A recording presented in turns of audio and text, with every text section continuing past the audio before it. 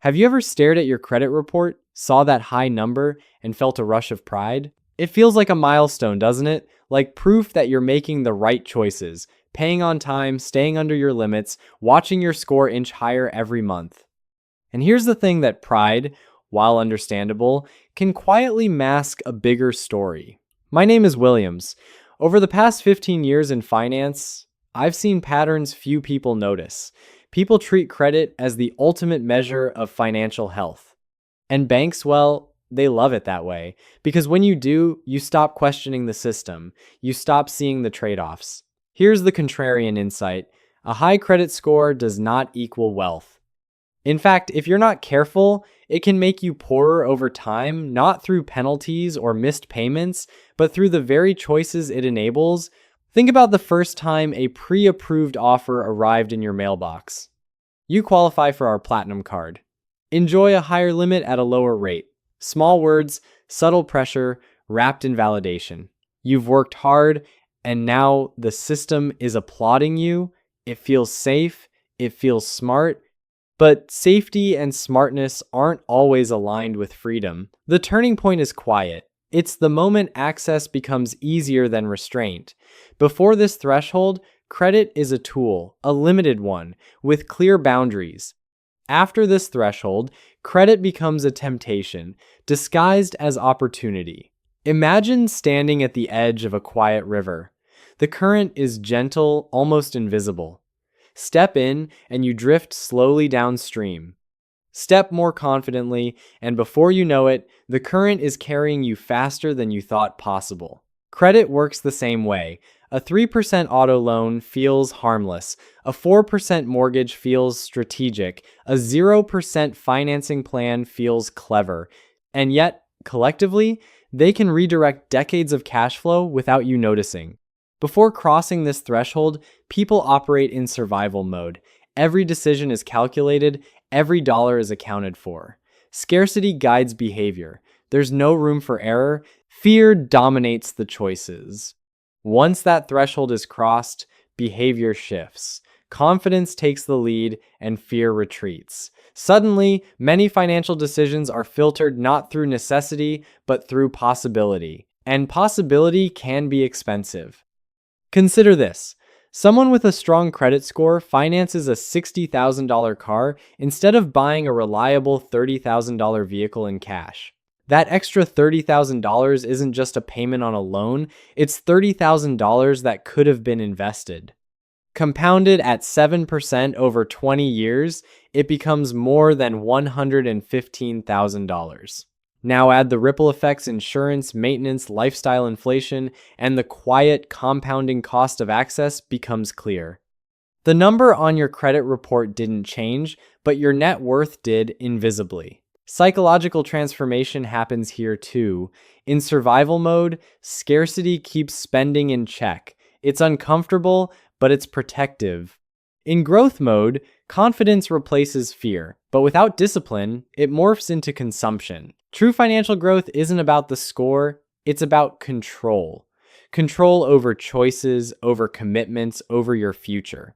Delayed gratification is no longer, I can't afford it. It becomes, I choose not to. When your obligations are small and investments are growing, you build what I call walking away money. 1 year of expenses, then 3, then 5. Your posture changes. You can negotiate from strength.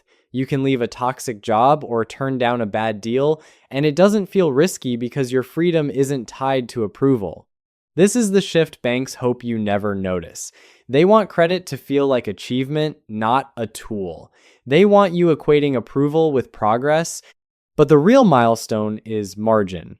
The space between income and lifestyle, between obligations and assets. That margin is where independence is built. That margin is where compounding works its quiet magic. Let's run the numbers again.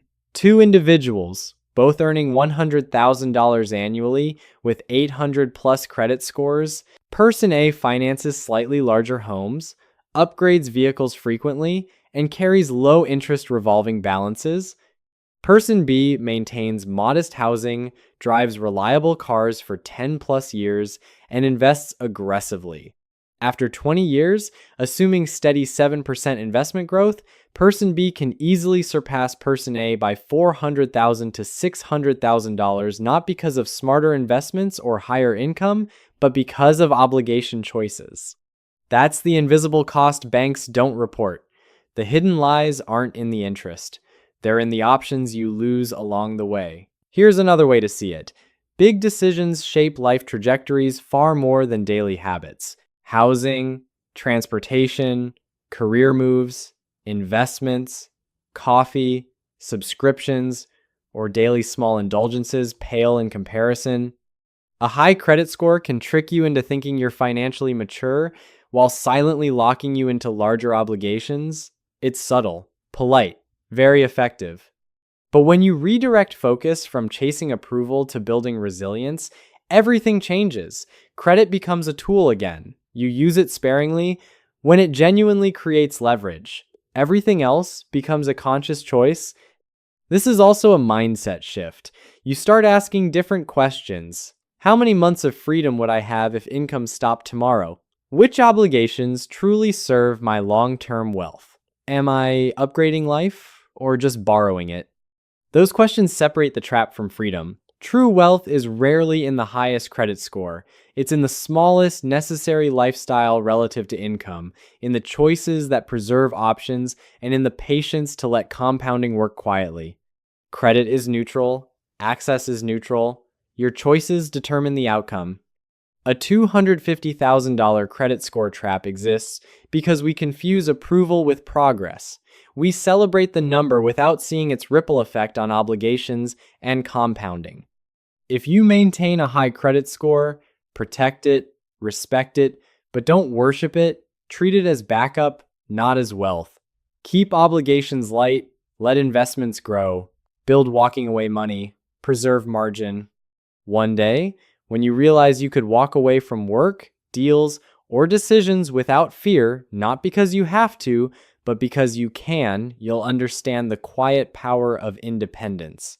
Your future self will thank you not for the number on a report, not for approval, but for the freedom you chose to preserve.